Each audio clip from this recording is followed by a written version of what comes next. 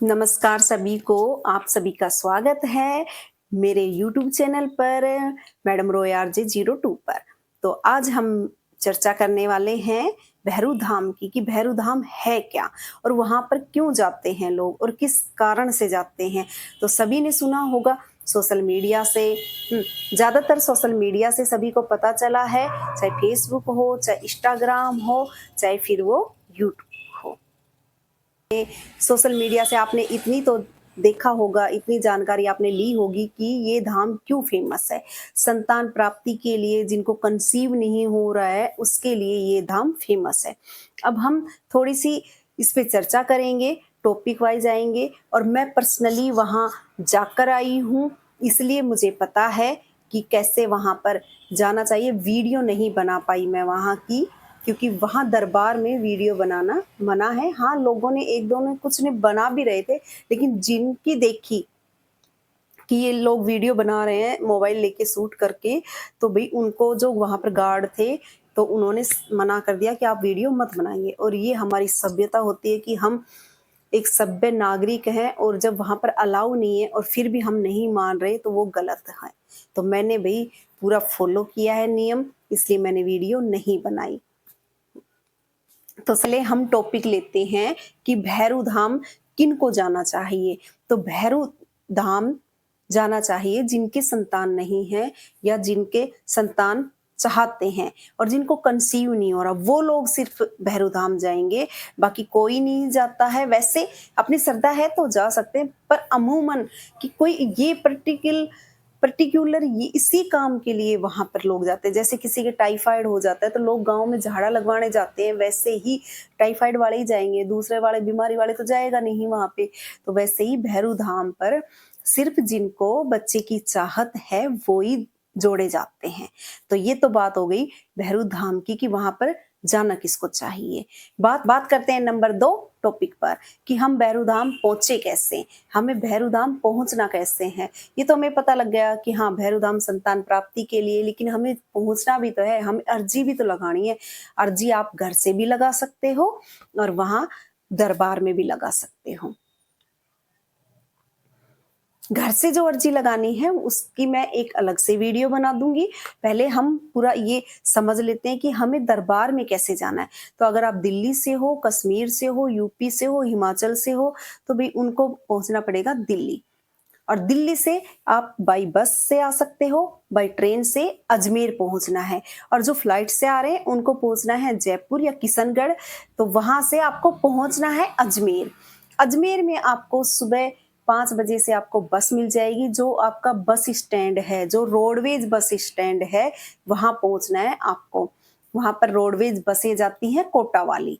तो चाहे आप रेलवे स्टेशन हो, वहां से समथिंग पड़ता है 1-1.5 किलोमीटर, 20 रुपए या 10 रुपए ऑटो वाला लेता है, ज्यादा नहीं लेगा।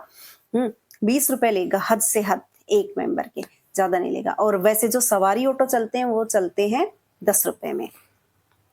आप पहुंच गए रोडवेज बस स्टैंड, वहां से आप बस लीजिए कोटा वाली, उसमें आप बैठोगे और वहां से आपको 2-2.5 घंटे में आपको पहुंचा देगी वो केकड़ी होते हुए। एक सांवर कस्बा पड़ता है, सांवर कस्बा आप उतर कर फिर वहां पर बहुत सारी आपको टैक्सी मिल जाएंगी जो सिर्फ भैरू धाम ही जाएंगी और कहीं नहीं जाएंगी। वो आपको आवाज लगा देंगी, वहां आपको कोई समस्या नहीं आएगी। मैं खुद गई हुई हूँ।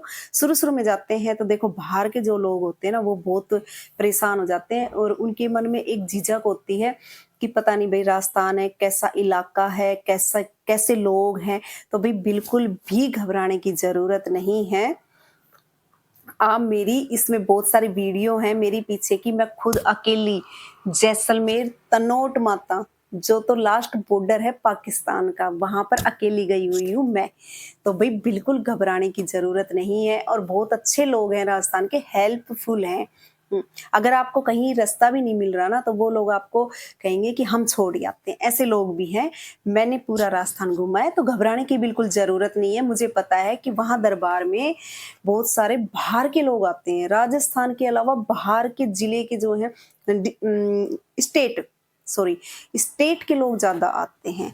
तो आप लोगों को बिल्कुल भी घबराने की जरूरत नहीं है। सांवर पहुंच के टैक्सी वाले आपको आवाज देंगे, एक मेंबर के 100 रुपए लगेंगे वहां पर। तो आप अकेले तो जाओगे नहीं, तो 2 जने जाओगे तो 200 रुपए आपके जाने के, 200 रुपए आपके आने के हो गए। और वो टैक्सी में आप बैठिए, आपको ये घबराने की ज़रूरत नहीं है। वो एक टैक्सी में 4 जोड़े लेके जाते हैं, यानी 4 के 8 मेंबर हो गए।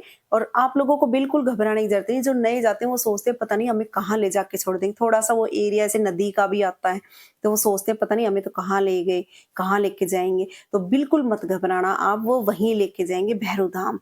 भैरू धाम आप आधा घंटे में आप भैरू धाम पहुँच जाओगे, वहाँ आप जाइए और सामने एंट्री गेट है, एंट्री गेट में जाते ही लाइन लगी होगी, वहाँ आप सबसे पहले तो आप अगर भूखे हैं तो भी भोजन लीजिए।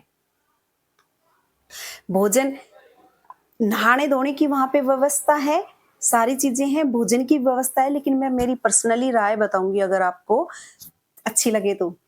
नहा धोकर आप वहीं जाइए अजमेर से। वहाँ अजमेर में बस स्टैंड पर ही नहाने-धोने की व्यवस्था है, 10-10 रुपए लेते हैं। नहाने-धोने की अच्छी खासी व्यवस्था है, क्योंकि वहाँ जाओगे तो वहाँ कम से कम हज़ारों लोग हैं, तो भई नंबर नहीं आएगा और वहाँ परेशान हो जाओगे। तो नहा धो के आप चाहे दूसरी बस में चले जाओ, लेकिन नहा धो के वहीं से चले जाओ। खाना चाहे आप वहीं खा लेना। तो वहाँ आप गेट में पहुँच गए, तो आप भोजन कीजिए पहले, या फिर आपको नहाना-धोना है तो आप नहा धो लीजिए। मेरा पर्सनली मानना है कि आप पहले लाइन में लग जाइए, नहाना-धोना बाद में होता रहेगा। लाइन में लग जाइए, वो लाइन कितनी लंबी लग रही है, मैं गई थी जब तो काफ़ी लंबी थी, कम से कम 1 घंटे में नंबर आया था।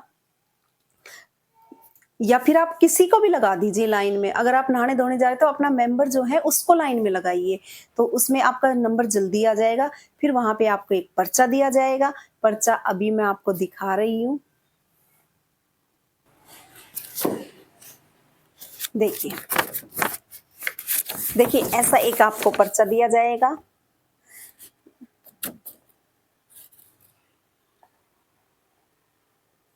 ये उल्टा दिख रहा होगा। पर्चा आपको दिया जाएगा जिसमें नाम, पता सब कुछ लिखा होगा। फिर आपको लगना है दूसरी वाली लाइन में। दूसरी वाली लाइन में भी कम से कम 1.5-2 घंटे कम से कम लग जाएँगे। वहाँ पर आपको दूसरी वाली लाइन में आपसे पूछा जाएगा आपको बीमारियाँ क्या हैं, आपको समस्याएँ क्या हैं, रिपोर्ट आप दिखा दो उनको, वो उसमें आपकी मेंशन कर देंगे। मेंशन करने के बाद वो आपका पर्चा वहीं पर ले लेंगे, वो आप डायरेक्ट दरबार में वहाँ पहुँचा देंगे।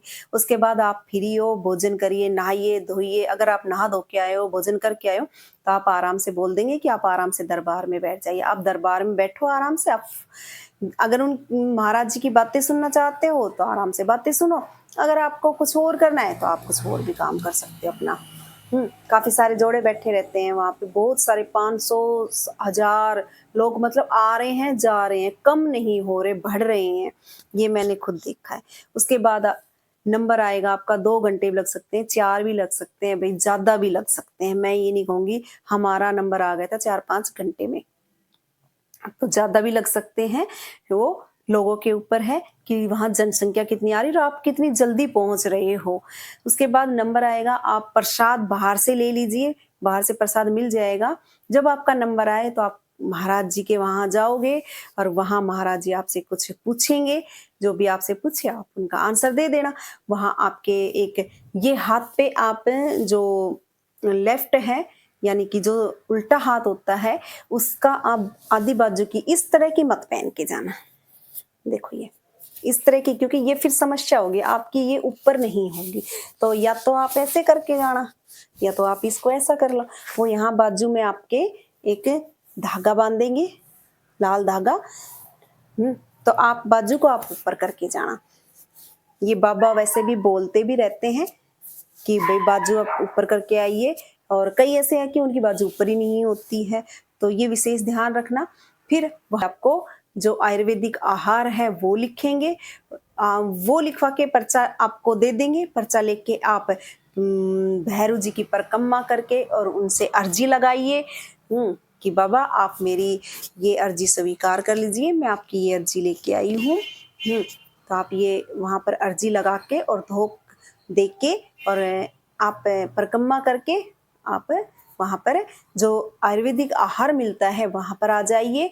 वहाँ पर आके आपको जो आयुर्वेदिक आहार दिया है आप उसकी पेमेंट कर दीजिए, जो भी पेमेंट बनती है आप उसकी जो पेमेंट है वो कर दीजिए और आयुर्वेदिक आहार लीजिए। उसके बाद वापस आप उसी टैक्सी में बैठोगे, उसी ही, मतलब मैं ये नहीं कह रही आप उसी टैक्सी, मतलब वहाँ बहुत सारी टैक्सियाँ हैं कि आप किसी में बैठ जाना भाई, ठीक है। कि आप उन टैक्सियों में से किसी में बैठ गए, वो आपको कहाँ लेके आएगी, सांवर, जो कस्बा आपको जहाँ बस ने छोड़ा था, वहां से आपको बस पकड़नी है। और बस में बहुत ज्यादा भीड़ रहेगी इस टाइम। क्यों रहेगी? क्योंकि आप उस समय बस स्टैंड से बैठ के आए थे तो आपको सीट मिल गई थी, और अब आप यहाँ सावर से बैठ के जा रहे हो तो आपको यहाँ से सीट नहीं मिलेगी और भीड़ बहुत ज्यादा रहेगी। तो आप वापस बस में बैठिए, भी भीड़ हो, थोड़ी देर बाद वो भीड़ खत्म हो जाएगी और आप वापस अजमेर आ जाइए। अजमेर आने के बाद फिर आप अपने स्थान पर, जहाँ दिल्ली से आए हो या जहां से भी आए हो वहां से चले जाइए। इसका एक स्टैंड और पड़ता है कोटा, तो कोटा ट्रेन से भी आ सकते हो और बस से भी आप कोटा से भी आ सकते हो। क्योंकि मेरा रूट पड़ता था अजमेर, तो मैं अजमेर से ही गई थी। तो आपको ऐसे भैरू धाम जाना है और घर से जो अर्जी लगानी है, अगर आपको मेरे से पूछना है कि घर से हम अर्जी कैसे लगाएं तो उसके कमेंट्स बॉक्स में आप लिख देना, मैं उसको वीडियो अलग से बना दूंगी। जय श्री लाल धागे सरकार, जय भैरू धाम।